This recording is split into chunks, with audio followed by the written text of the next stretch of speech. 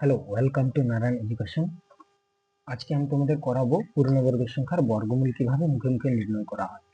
স্টেপগুলো ভালো করে দেখে নিলে তাহলে সহজেই মুখে মুখে করতে পারবে। দেখো, প্রথমে আমি একটা সংখ্যা নিলাম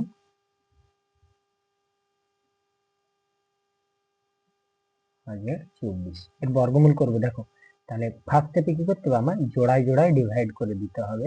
ডিভাইড করে শেষ, তারপরে দেখতে হবে কি না আমার শেষ জোড়ার শেষ অঙ্ক কত রয়েছে। শেষ অঙ্ক 4 রয়েছে, তাই তো। এই 4, তারপর দেখতে হবে যে 1 থেকে 10 পর্যন্ত সংখ্যা যে বর্গ করেছি তাদের মধ্যে কোন কোন সংখ্যার বর্গের শেষে 4 রয়েছে। তাহলে 2 স্কোয়ারের ক্ষেত্রেও 4 রয়েছে, 8 স্কোয়ারের ক্ষেত্রেও শেষে 4 রয়েছে। তাহলে আমরা 2 আর 8 নেব। তাহলে 2 নিলাম, 8 নিলাম। তারপরের স্টেপে কি করব না, এই জোড়টা দেখতে হবে। এই জোড়ে কত সংখ্যা রয়েছে, 10 রয়েছে। তাহলে 10, এদের মধ্যে কোন দুটোর মাঝখানে 10 রয়েছে, দেখো 9 এবং 16, এদের মাঝখানে রয়েছে 10। তাহলে যাদের মাঝখানে রয়েছে তাদের শেষ, এদের মধ্যে তাহলে 10 থেকে ছোট কোনটা, 16, 9। তাহলে 9 কত স্কোয়ার, 3 স্কোয়ার। তাহলে আমরা 3 এখানে নিয়ে নেব। তারপরে দেখতে হবে যে তাহলে কোন সংখ্যাটা হবে আমাদের, হয় 32 হচ্ছে অথবা 38 হবে। এই 1024 এর বর্গমূল 32 হবে না 38 হবে, কি করে বের করবো না, এই যে 3 পেলাম, 3 এর সাথে তার পরের অঙ্ক, পরের সংখ্যা 4, 4 এর গুণ করবো। গুণ করলে কত হচ্ছে না, 12 পাচ্ছি। এই 12 দেখতে হবে 12 এই 10 এর থেকে ছোট না বড়। 12 10 এর থেকে বড় হয়ে যাচ্ছে। যখন এই গ্রেটার দেন চিহ্ন আসবে, বড় হয়ে যাবে, তাহলে আমি এই ছোট সংখ্যা নেব। 32, 32। তাহলে 32 হলো 1024 এর বর্গমূল। দেখো, করতে গেলে কি একই রকম জোড়ায় জোড়ায় ডিভাইড করলাম। শেষ অঙ্ক, শেষ জোড়া শেষ অঙ্ক কত রয়েছে না 1। তাহলে এবার দেখতে হবে যে এখানে 1 কোথায় রয়েছে। 1 স্কোয়ারের ক্ষেত্রে 1 রয়েছে, 9 স্কোয়ারের ক্ষেত্রে শেষে 1 রয়েছে। তাহলে 1 আর 9 নেব। 1 নিলাম আর 9 নিলাম। এবার দেখো পরের জোড়টা কত রয়েছে না 34, 34। তাহলে 34 দেখতে হবে এখানে কোন দুটো সংখ্যার মাঝে রয়েছে বলো, মানে এই 25 আর 36, এদের মাঝে রয়েছে 34। তাহলে এই এদের মধ্যে কোনটা, এই দুটোর মধ্যে ছোট কোনটা, 25, 25।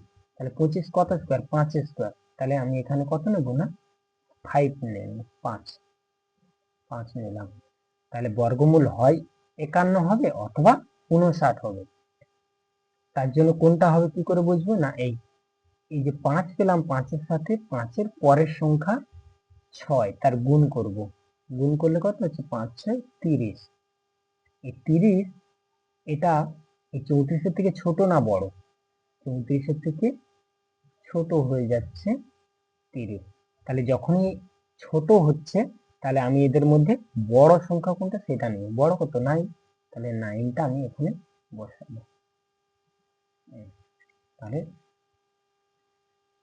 3 4 8 1 এর বর্গমূল কত, 59, 59। দেখো,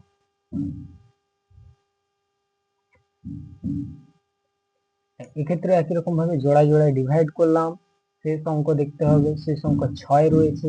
তাহলে তারপর এখানে দেখতে হবে 6 কোথায় রয়েছে, 4 স্কোয়ারের ক্ষেত্রে শেষে 6, 6 স্কোয়ারের ক্ষেত্রে শেষে 6। তাহলে 4 আর 6 এই দুটো নিলাম, 4 নিলাম আর 6 নিলাম।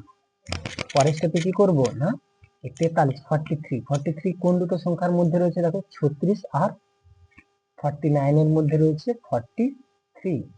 তাহলে এদের এই দুটো সংখ্যার মধ্যে ছোট কোনটা, 36, 36 কত স্কোয়ার, 6 স্কোয়ার। তাহলে আমি এখানে 6 নিয়ে নিলাম। পরের স্টেপে দেখো কি করব না, হয়তো আমার 64 হবে অথবা 66 হবে আমার বর্গমূল। কিন্তু কোনটা হবে কি করবো না, 6 এর সাথে এই যে 6 পেলাম, এই 6 এর সাথে এর পরের সংখ্যা কত 7, তার গুণ করব। গুণ করলে কত হবে 42। এই 42টা এই 43 এর থেকে ছোট না বড়, 42 ছোট হচ্ছে, লেস দেন হচ্ছে। তাহলে যখন ছোট হয়ে যাবে তাহলে আমি সেক্ষেত্রে বড় সংখ্যাটা নিয়ে নেবো। বড় কত 6। 66 হবে আমার অ্যান্সার। ওকে, তারপরে দেখো আমি আরেকটা সংখ্যা নিলাম, ধরো √6